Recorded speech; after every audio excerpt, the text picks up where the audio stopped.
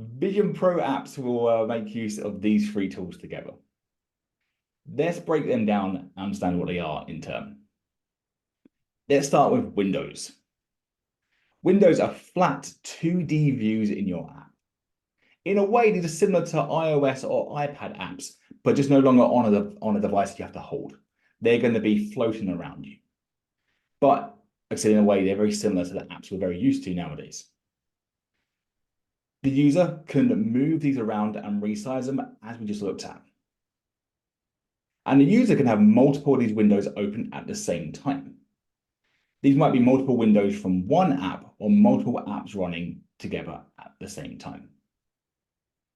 Now, to really understand this concept, what I'd like you to do is imagine that you've gone all the way over to America with $3,500 in your pocket, and you've decided to buy one of these products, right? You've got a little bit out there and you bought one of these products, and you are now wearing that imaginary headset right now.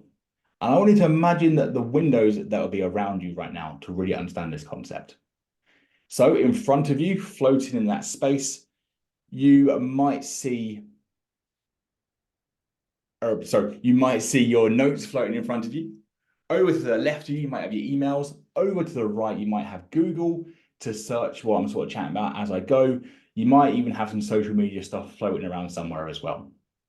Those windows in your space around you, they are the windows that make up a Vision Pro app. You can do whatever you want with them, have them wherever you want around your environment. That entire environment around you is now your screen for those windows.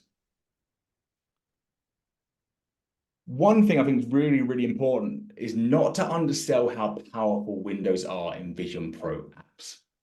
Out of the three main concepts, out of Windows, volumes, and spaces, these are the only ones that really focus on 2D elements.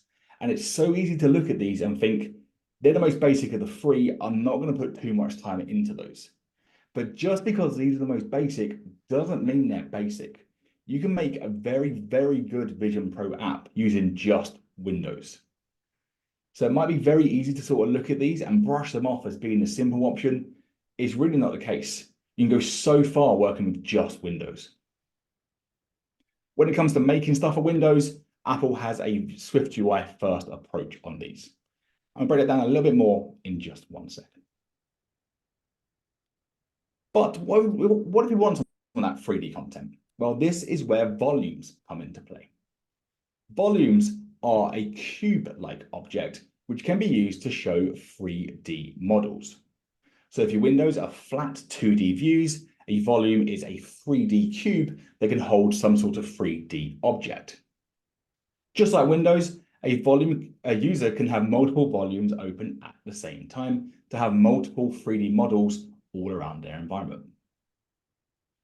So keep on that imaginary Vision Pro headset you have right now and imagine a model somewhere in the room.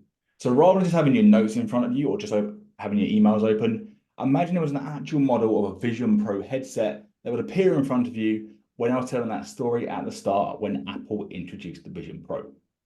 With that model, you could reach out, you can make it bigger, make it smaller, you could rotate it, you can see it from all angles. That would be the use of a volume. This makes use of RealityKit, Apple's 3D model rendering framework. And we'll look more at how to work with volumes in just 1 second. We can go one step further though with our 3D content. And this is where spaces come into play. Spaces, unlike volumes, which are just those 3D cubes, can be fully immersive spaces.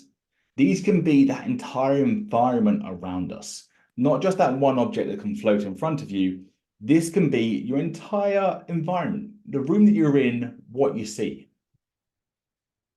To understand this concept, well, one last time, let's make the most of this joke, keep that Vision Pro headset on, that imaginary one, and rather than just having your emails open over here, rather than just having that 3D Vision Pro model in front of you, when I was telling that story earlier on, I would have changed your environment around you to take you back to WWDC 2023 when Apple were making that announcement. It would have changed what you see around you. Okay, so not just a model in front of you, your actual environment, your actual space around you. This makes use of Reality Kit and AR Kit together. Mhm. Now, spaces are very, very cool, right? But as an introduction to making Apps Vision Pro talk, it felt a little bit out of scope. So we're not going to dive too much into spaces, but definitely give it a Google after this Content talk. style. Give it a Google after this talk, and we look at the others, but spaces are definitely important to know about.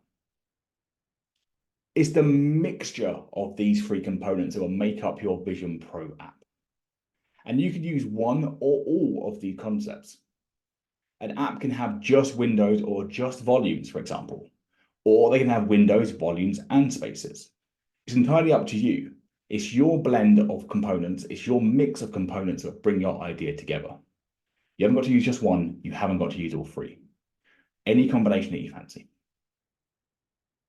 And they are the three main concepts of Vision Pro: windows, volumes, spaces. Hopefully now, what you're thinking is, okay, this is starting to make a little bit of sense. How can I start working with these Windows objects then? How can I actually get up and running with making these 2D apps for Vision Pro?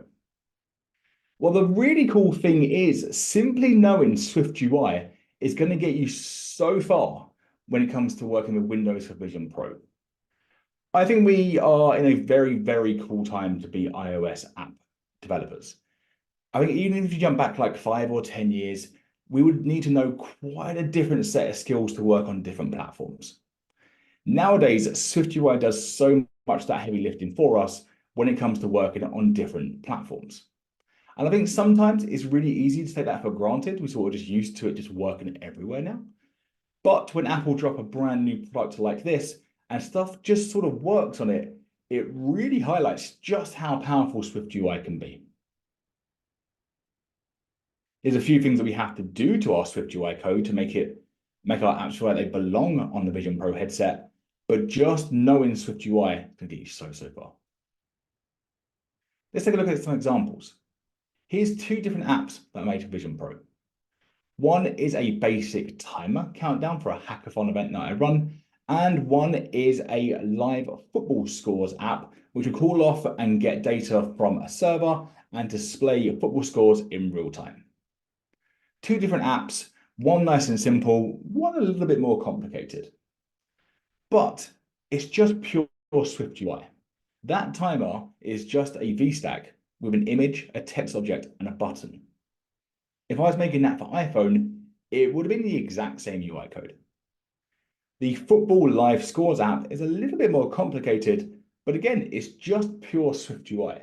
It's just a navigation split view with a list and a grid. If I was making that for iPhone or for iPad, again, it would have been very similar UI code. My architecture for the code was the exact same. The way that I get called off to a server to get the data for the football scores, the exact same. So much of what we know can just be carried across, which is really exciting. But like I said, a few things that we have to do to make these apps actually belong on that Vision Pro headset. And you sort of look at these apps, and a few things are glaringly obvious, right? And I think the first thing that really stands out is these apps just look different to how an app would look on iPhone or on iPad. So it is the same UI code, but it just looks different. And the most glaringly obvious point there is this style. They have this glass effect. So looking back at that timer, sorry, I'm the most unsubtle water sipper at doing books ever. I don't know if people do it. They have these apps have this glass style, right? And Apple want our apps to blend into the environment around us. They don't want these apps to stand out. They want it to be part of our room, part of our environment. So these backgrounds are glassy, they reflect a little bit transparent. The golden rule to remember here is no bold, intense colors when you can avoid it. So imagine, for example, I looked at this timer app and I've had a long day of coding and I thought, you know what? I want to mix it up. I'm going to make that background blue. And not only does this look absolutely awful, so don't ever do this, but it now breaks that golden rule, right? It doesn't blend into that environment anymore. We get this glassy background by default. By simply not setting a background color, we get this style. In the same way on iOS, we get a white background in light mode or a black background in dark mode. We get this glassy style by default here on the Vision Pro. So no real code changes there, but one to bear in mind when it comes to your design. One very important thing to remember is just because we're not using bold, dominating colors, it doesn't mean don't use colors. Colors are obviously important for any app and any user experience. Let's stick with this timer example. Here I have a start button. Also in this app, there is a pause button and a stop button. And that makes a lot of sense being green, orange, and red. Using those where that button is without even having to read that text. And for this button, all I did was set the tint on the button to be color.green. The issue is this green looks a little bit awful compared to that glassy background. It's quite a sharp color. It's quite bright in comparison to that glassy reflective surface. And the thing is, we're always going to get that with colors. It's just two different styles. Reflective versus like a bright color just doesn't really blend.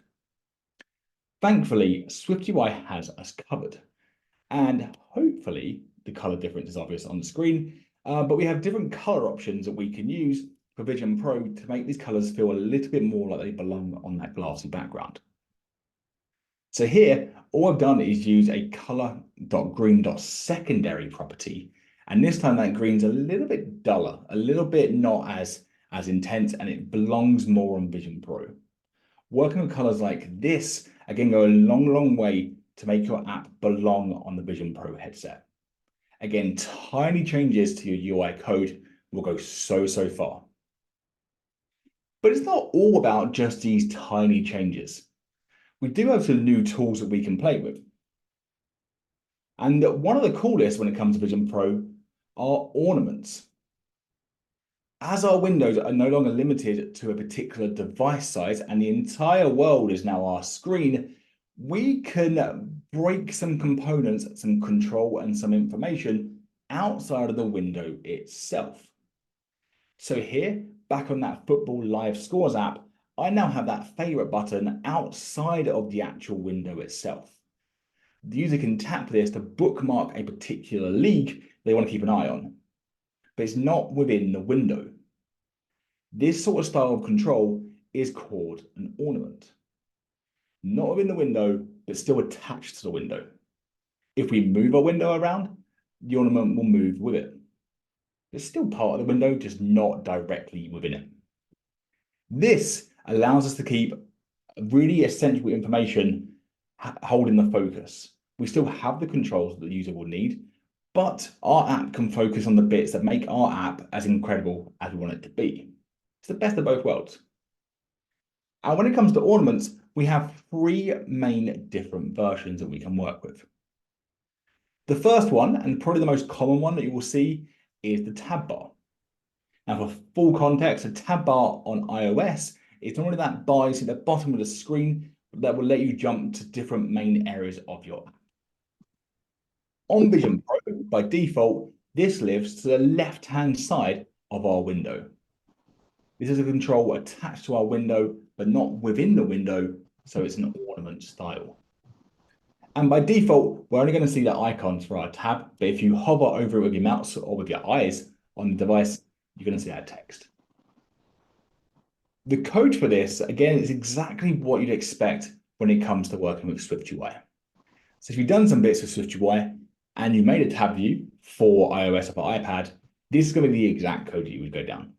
You'd have the view you want to go to, so the actual part you want to go to, and a tab bar item, which will include an icon and some text. This exact code will work for iPhone, iPad, or Vision Pro, but on Vision Pro, it will be working as an ornament. But we have a few different options that we can work with. The other option for ornaments is the toolbar. Now, again, for full context, normally in an iOS app, the toolbar is a bit at the top of the screen.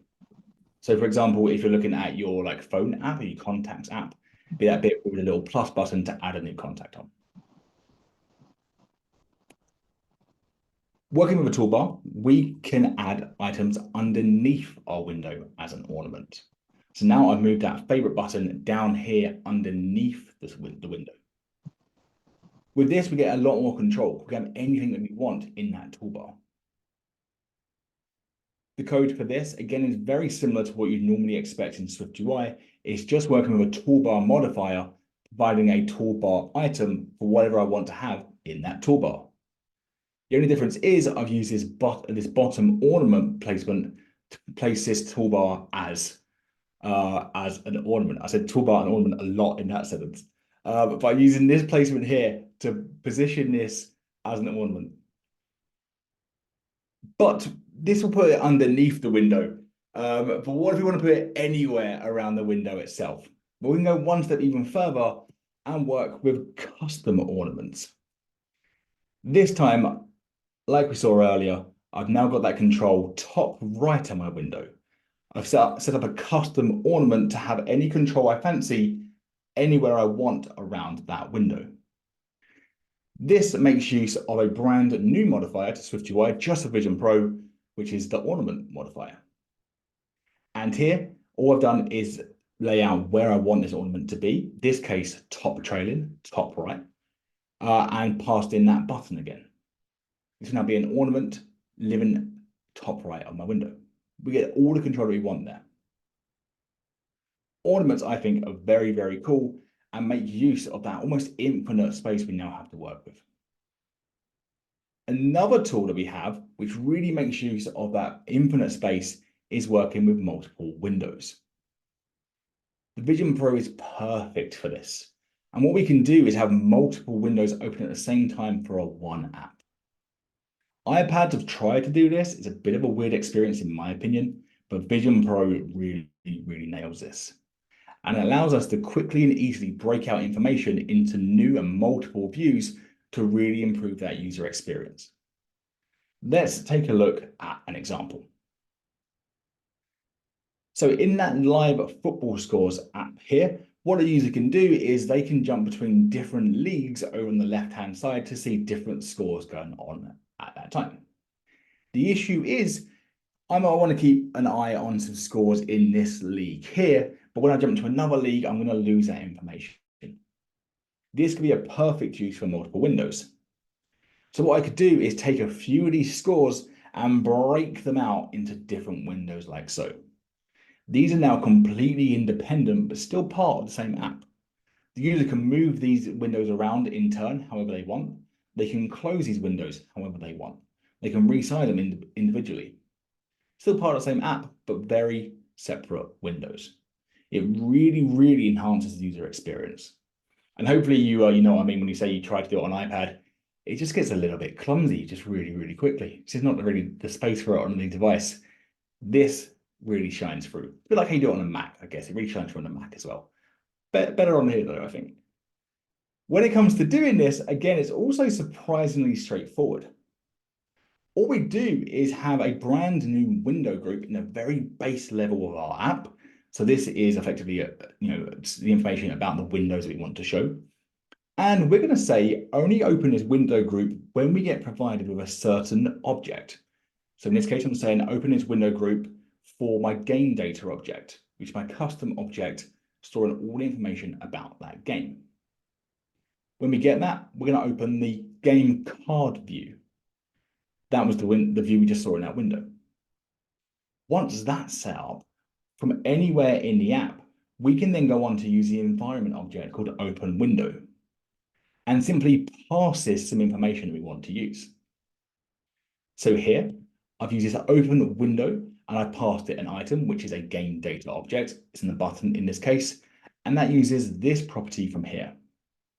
That information will then trickle its way back to the base level of our app and open our new window group. As quick and as easy as that, in just a few lines of code, we can break that information out into a new window. That, to me, is very, very cool stuff. So simple to get up and running with. One other thing to bear in mind when it comes to windows is the starting window size. As we looked at, users have a lot more control over those windows, and they can make them bigger and make them smaller.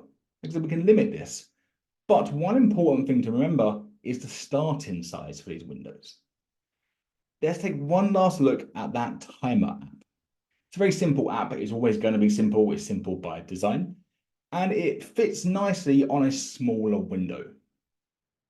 If you open this app, you sort of know what to expect. You can resize it, but you sort of know the expected experience. Imagine, however, you open the app and you see that the window is far too big, the content is tiny, it looks weird. You might close that app, it's asking for a 1-star review. It's a bit weird, right? So we want to make sure we set that starting window size for what we want. For this, working with the window group, again, at the very base level of our app. So when we open our app for the first time, it will launch a window group. It will also launch a window group when we make new windows. We can provide a default size. So we can provide like 450 by 165, or we can work with real life. Oops, let's try that bit again. Sorry. Or we can work with real life measurements such as meters. So this time I've said I want my window to be 0.5 meter by 0.3 meters, so 50 centimeters by 30 centimeters. This, I think, is a really cool thing because now that our apps are living in that real life space, being able to work with actual measurements like this, it really helps figure out how big these apps should be. And we have a lot of control over these different units. So here I've used meters, but it's also centimeters, inches. I think there's miles on there. I don't know who's using miles for their windows, but you have an idea that uses miles, you send me a message on Twitter because that's a cool idea. Let's collab on that. But just with those tips, you're in a great position to get up and running working with 2D content for Vision Pro. As I mentioned, you can go so far with making stuff just using 2D content and Windows on Vision Pro. But you might be thinking, great, but what about working with 3D objects? This is where the Vision Pro can really shine through, right? I know I said a couple of times, don't kind of like doubt how powerful Windows can be, but 3D content is also pretty incredible and pretty magical, right?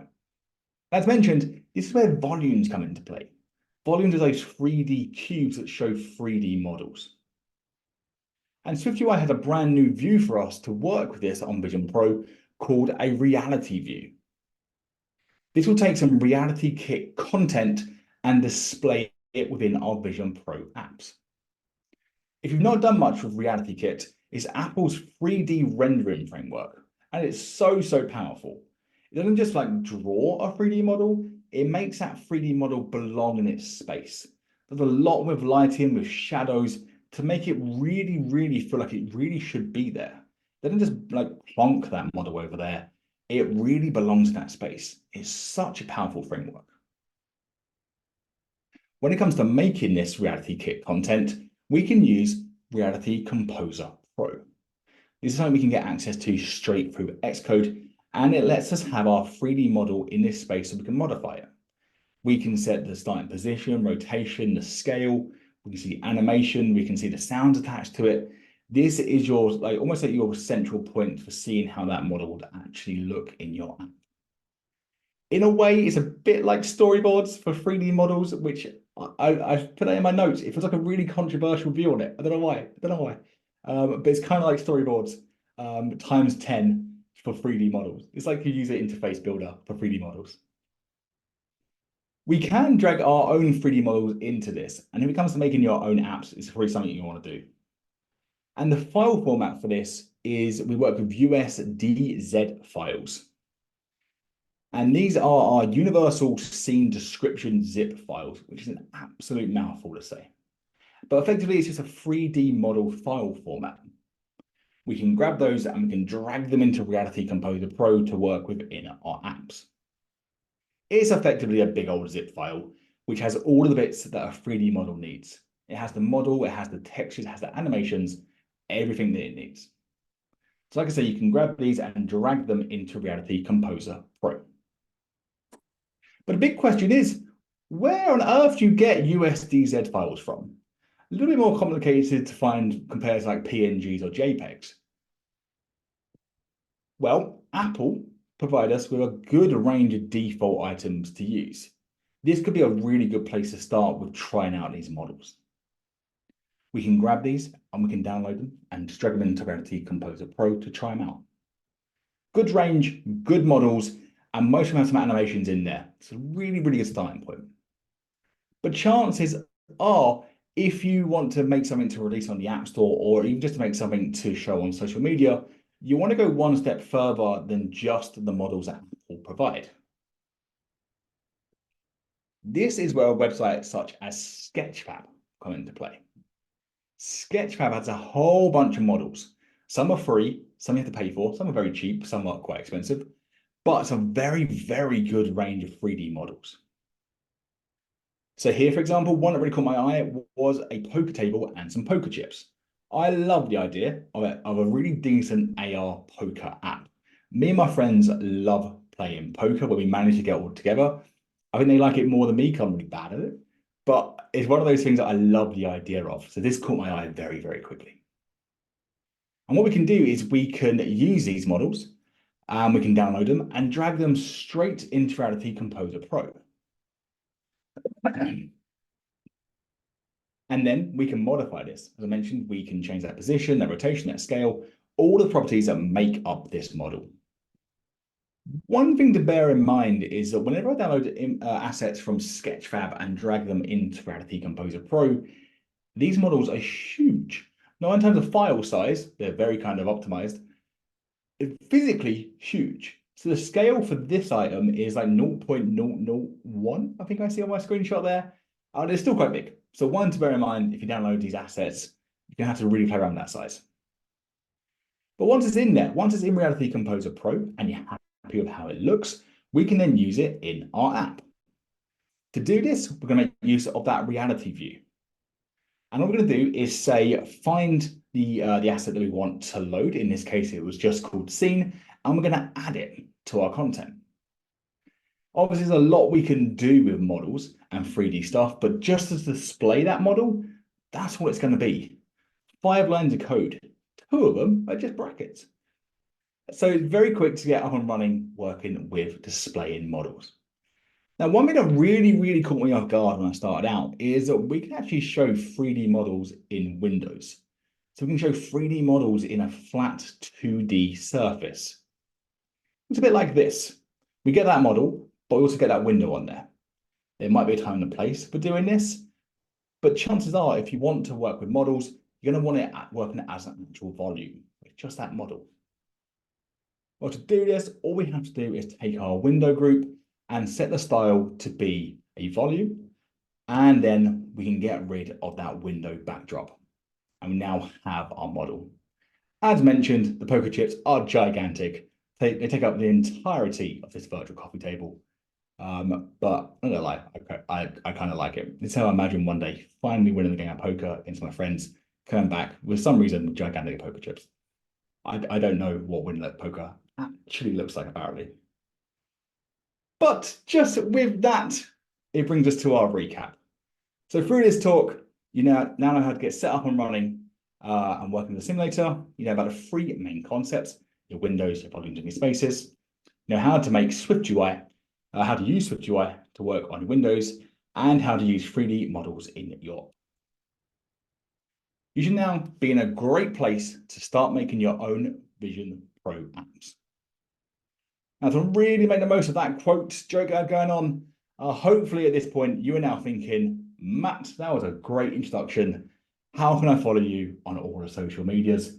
Well, there's a little link tree. Give that a scan. Follow me on all the bits, and we can keep the chat going there. Also on this next slide, and that is my talk on an introduction to making apps for Apple Vision Pro, Hack Reality. And there we go.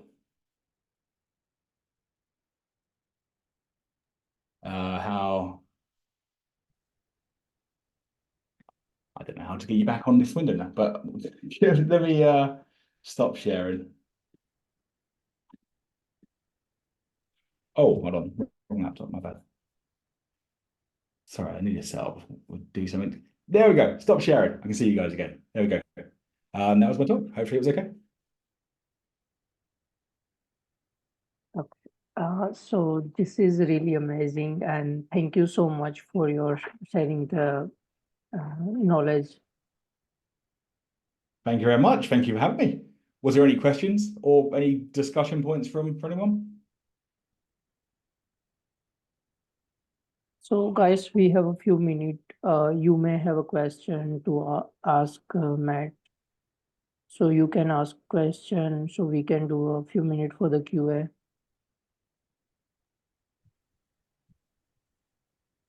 Yeah,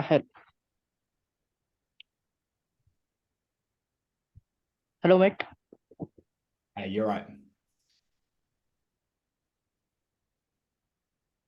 I have a question, mate. Yeah. So you said earlier in this section that we don't need an actual device, right, for this for the Vision Pro development. But That's I kind of I've been learning myself for Vision Pro, and I kind of have stuck in the part where I need to use surround objects, right? I've been instructed, right? So suppose I have a dice and I pick it up and I throw it somewhere.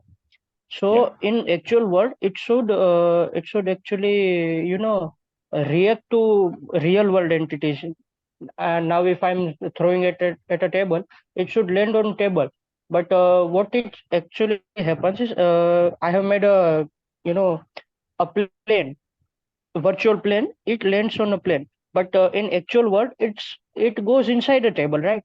So to work with real objects, real world objects, can it be possible to do it in simulator? Can we test it in simulators? Yeah, so it might be one of those cases, as I sort of mentioned, like the simulator doesn't do the real device justice, right? So it's some things it can't do. I meant what I mentioned in the talk was like hand tracking, for example, and that might be another limitation, sadly, from the simulator. So I think there's going to be a case of some apps, like obviously the more complicated you go, the more likely you will be to actually have to try it on an actual device. But in terms of getting up and running, it's certainly not to make basic Vision Pro apps or even like fairly advanced Vision Pro apps, you can get away with just using that simulator. But if that's the case and you rolling your dice and it's going through that virtual table, maybe it's sadly one of those that the simulator just isn't there yet. But with the West Code versions coming up, hopefully in a few months from Dub, maybe that's one they can address in Yes, there. no, no, I have arranged the device for myself, but have you ever implemented this type of work, where you can actually interact with real world objects? Because I'm kind of stuck using ARKit, and uh,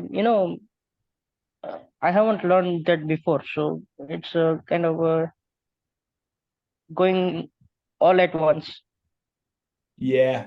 So in terms of Vision Pro stuff, that's not an area I've directly touched. I did some bits in the past with ARKit and having that like work through a phone, and I think it works fine on the phone if I remember correctly. So, but maybe again, it is just a limitation of the simulator right now because it is still first generation, right?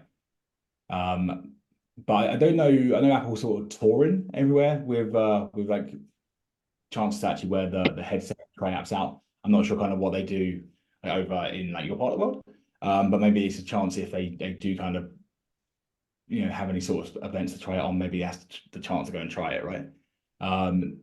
But if you want, like I can try and help you to sort of look into it. If you drop me a message on my LinkedIn or Twitter afterwards, because without seeing that your code and how you're approaching it, it's hard to really give too much advice. But there might be a way around it, right? I think that's the beauty of code. There's always a way around it. Sometimes it can get a little bit hacky. Mhm. But if you drop me a message, we can try and figure it out. You see, they have given a lot of support to Unity as well, right?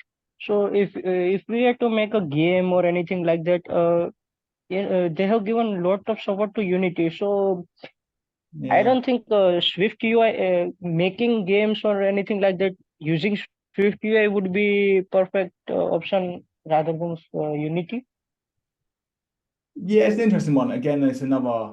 I've not really done much through Unity. I'm very much a Swift kind of boy at heart. Yes, Um, but I know I'm also. Apple's game frameworks have always been fairly limited, like SpriteKit and SceneKit, for example. They've been okay, but anything more than that is a case for breaking it out into the world of like Unity, right, an actual game engine. So maybe that. I mean, have you built it through Unity or you built it through Xcode? No. I haven't built with Unity, but we have requirement to make something like that. So we're guessing we should go with Unity or native development or that. That's right. Yeah, it's a surprising one that the simulator wouldn't sort of do that, because if it is just landing on a platform, like even I know people sort of do stuff with like walls, for example, in the simulator, and that all works fine. So if it can kind of pick up the wall anchor, I guess there's no reason why it couldn't pick up like a table anchor or like a floor anchor. Um, yeah, interesting one. It feels like it might be possible. Um, I'm interested in why it's not working now. It's always a problem with these keywords. Someone said something, and I'm like, oh, I want to try it. Yeah, absolutely. That's the area of interest right now. Nice. But your app sounds very cool. Thank you.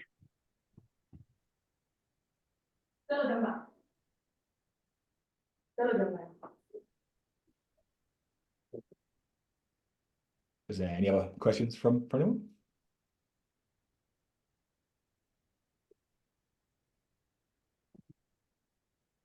Hi, Matt. Venkat here. Yeah, good to know about the Vision Pro, the spatial computing. As in Sagar told about the frameworks of Apple's one and native Unity. So you don't have any kind of experience on the Apple game frameworks, right? That Metal and SceneKit. Again, so I've done bits with SceneKit. I've done a little bit about Apple, but about Metal. Yeah, I feel quite bad because I swear the topics you don't know about are always the ones that come up in QA. But we can I could try and help. But I haven't done too much with Metal. If you want to learn about this spatial computing, so other than Apple resources, is there any kind of resources available to learn?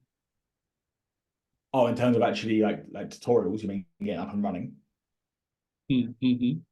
So videos content and also blog content as well, right?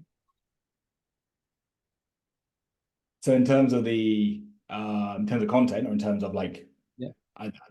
So in terms of like the actual models, I think like I said mentioned like Sketchfab is probably the go-to point.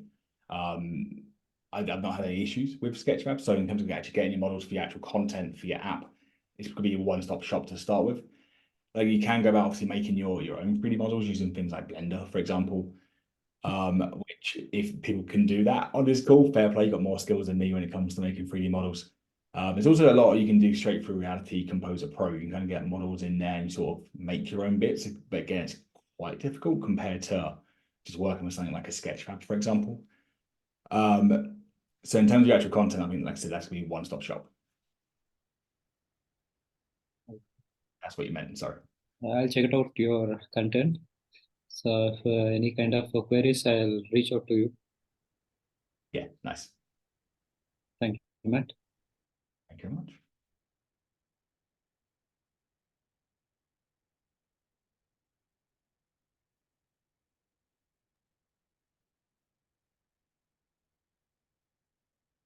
Any other questions? No. Hi, can you hear? Hey, you're right. Yeah, so like when I started with the Vision Pro, the simulator starts getting like generating some heat. Yeah. So do you feel that heat? How do you solve it? Yeah, I can relate. I think it's quite an intense simulator. I think it's a case of the first time it's all boot it up and get it installed does take a hit on like for example, I have a MacBook Air here and I've got like the MacBook Pro as like my work one, and on the Air it took it out of it. It was quite hard afterwards. But it was a case of once you get compiling, once it's open, it did get a lot better. So I think it's one of those sometimes I sort of steered through it. I think it's again maybe it's like one of that sort of improve going forward, right? It's still very first generation. Maybe you can get better in terms of what it actually offers through simulators, as well as how it performs and how it's optimized. But quite an intense simulator. I think especially compared to like an iPhone, right? Think about what you can do on it. 3D space versus a 2D sort of device. It's quite overkill sometimes a simulator, right? So I think I very much feel your pain with how hot a laptop can get from it. Sure, thanks for the team.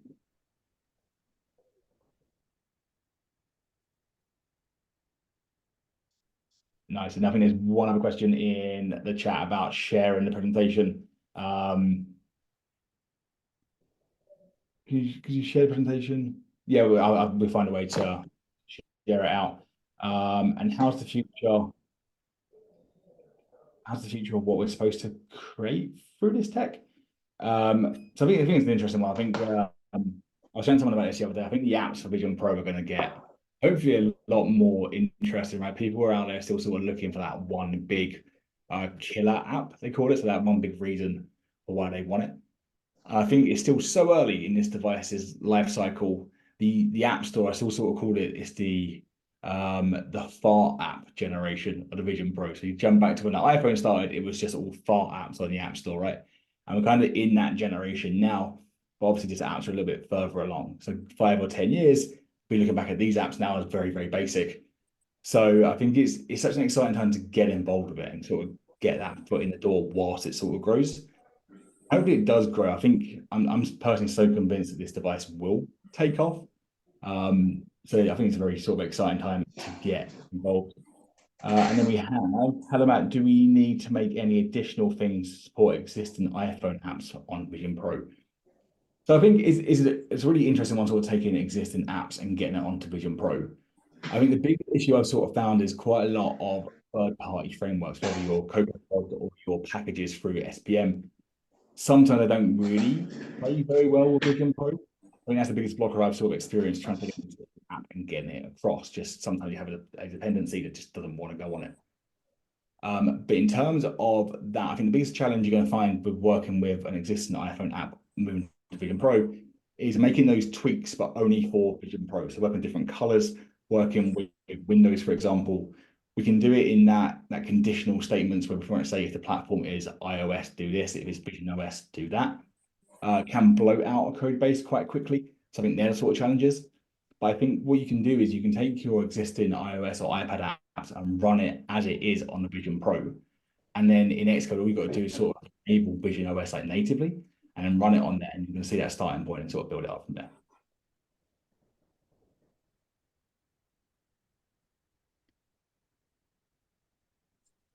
Then someone got one from GAD saying thank you for the input. Right, I have to be usable. Finally, got to know the basics. What should be their approach if I want to redesign my iPhone app with OS because iPhone app is made with for the colors and only one Windows support? What should be the right approach for keeping it colorful for iPhone? Yeah, so as you sort of mentioned, I think it's going to be those conditional statements. And I think the go-to thing is just to get it working on Vision Pro, right? And then sort of polish it off from there. I think sometimes it's hard to sort of know what direction to go until you actually see it. But I think don't be afraid to use colors, right? I think that's one of the getting this talk where it's still okay to use colors and it's still really important to use colors. It's all about how you sort of find that balance. It's all about sort of taking that vibe that your current iOS app has and the approach you've taken and just sort of modifying it ever so slightly to have a flavor of that on the Vision Pro sort of effect. So if I can get up and running and then just think around what you got into it, feel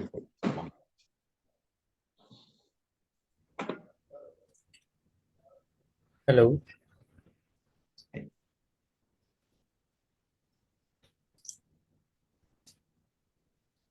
Am I audible? Yeah, Matt, I was wondering if you could share any kind of existing project that you have worked in the Vision Pro or any kind of GitHub links or something so we can see what are the possibilities ahead in this field and something. Yeah, nice. The two apps sort of showed in there, so that timer and the football scores app. I'm planning on taking the football scores one sort of like not open source, but like on my portfolio, like in a public way. So that should be available hopefully fairly soon. It's on my list to do. In terms of that timer, there is I did make it on like a live stream on my YouTube channel. So if you search Matt Heaney apps on YouTube. I think the last video, well, one of the last things I sort of did was like a stream to actually make that app. Took about an hour to make, just talking through it. So if you want to sort of play it through and see how that comes together, there's like a full tutorial for that app already up. I can, if you message me on whatever, I can show you a link for it. Yeah, thank you. So it will be also open a lot of ways of creativity and a lot of possibilities out there. Nice, very cool to hear that. I think one of the big things I wanted to sort of do with a talk like this is to really sort of inspire people to get up and running with working on Vision Pro. Because I think it's a very interesting time for that device where the apps are going to be the make or break factor for it, right? If we jump forward 10 years, if that device is still around and in 10 generations time, I think the apps now are going to define that.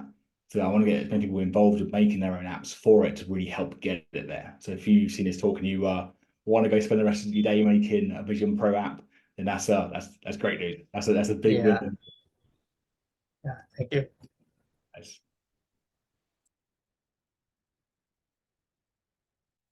There's a question about the recording as well. I think someone is recording. I think there's a full recording of it somewhere as well. So we'll find a way to share that out if anyone wanted to sort of go back and listen to any of it.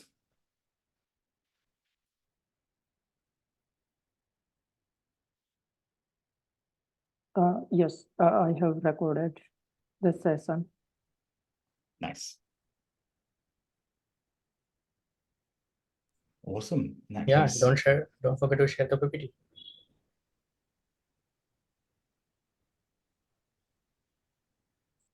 nice, exciting. Yeah, Thank so- you for all the questions. And thank you for watching. I hope it was a really helpful talk.